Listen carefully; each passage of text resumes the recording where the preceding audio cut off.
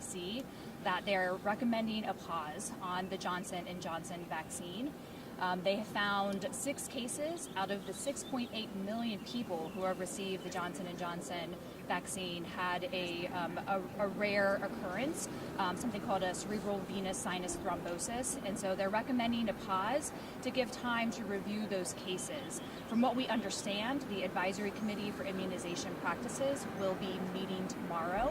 And so we will be waiting to get more information from them. In the meantime, we are also recommending a pause on the Johnson & Johnson vaccine across the entire state of Indiana.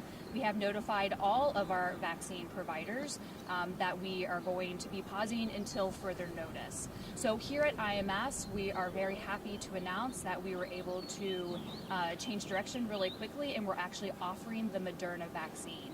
Text messages started going out about a half an hour ago to everybody who was due to receive the vaccine today here at the track, letting them know that we are transitioning to the Moderna vaccine. And we are asking everybody as they arrive, letting them know that we now have the Moderna vaccine here today, asking them if they want to go ahead and get vaccinated. And I'm happy to announce that so far about 95% of the people who have come up are going ahead and getting vaccinated. I think something very important to remember here is that we really need people to get vaccinated. Whichever vaccine that they have available to them, we are seeing an increase in our cases. We're watching closely for an increase in hospitalizations. We know that the variants are here in Indiana and across the entire country. So please go ahead and get vaccinated. Like I said, just a pause in the vaccine with the Johnson & Johnson right now, awaiting further notice, and that these were just 6 cases out of the 6.8 million Johnson & Johnson that have been given across the United States. So I'm happy to answer any questions. How much is this going to hurt the big picture, the big vaccination effort going on across the state?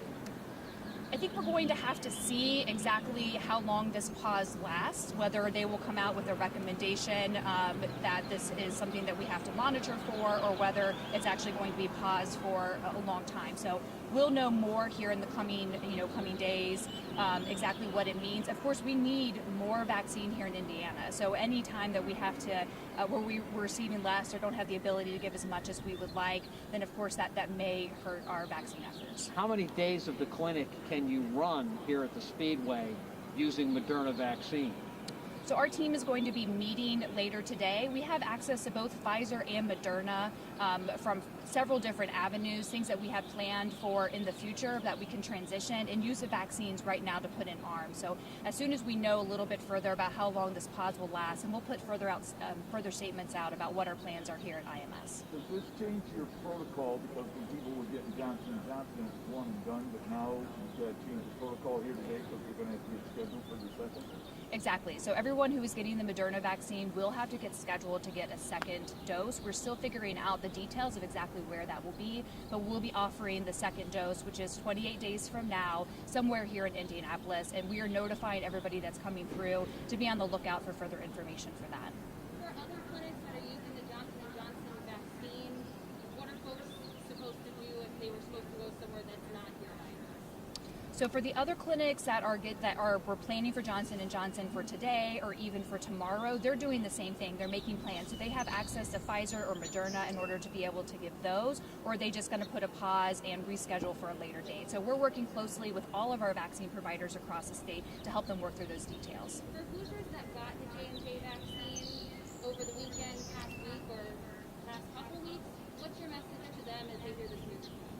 So I think, again, I want to underscore that these were 6 cases out of 6.8 million people, and this is exactly how the process is supposed to work. This is why we report adverse events, and this is why, and even the pause is important to take the time to really look at the cases, to figure out do they feel like it's from the Johnson & Johnson, and recommendations for the future. So for people who have received the Johnson & Johnson vaccine recently, I think that they can be rest assured that this seems to be extremely rare, at least. However, if you do develop a headache, shortness of breath, chest pain, any of those things in the 3 weeks after you got your vaccine, then yes, you need to seek health care and talk to your healthcare provider. So we're assuming that none of the most severe J&J reactions have been reported in Indiana thus far? Not that I'm aware of. I'm a little confused, which most people who know me don't find that surprising. But what How is this going to affect the subsequent days at the Indianapolis Motor Speedway Clinic? You just don't know yet? It's too early to tell? So we just found out, like I said, this morning exactly what's going on. So our team is going to be meeting and planning out whether, we're going to transition every single day to one of the other vaccines over the next, several days while we're here, or whether we're just going to wait it out day by day. We know that we have a 10 o'clock report out from FDA and CDC. We know that the Advisory Committee for Immunization Practices is meeting tomorrow. So I think we'll know a lot more in the next couple of days. How many folks have come through IMS and been vaccinated as part of this program thus far? Well, that's a great question. I don't have that number off the top of my head. We're doing 6,000 a day, or almost 6,000 a day.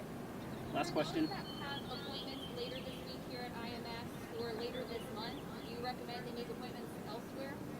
So right now, I would plan to keep your appointment. So we're going to do everything we can in our ability to have a vaccine available to people who want to come out here to IMS and get vaccinated.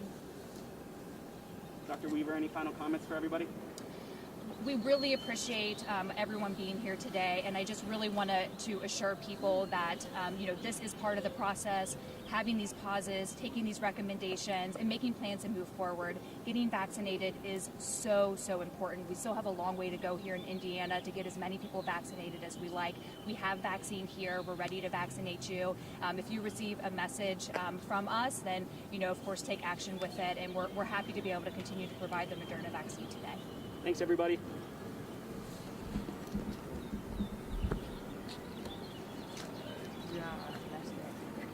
So if we think we're doing 6,000 a day, how many days is that?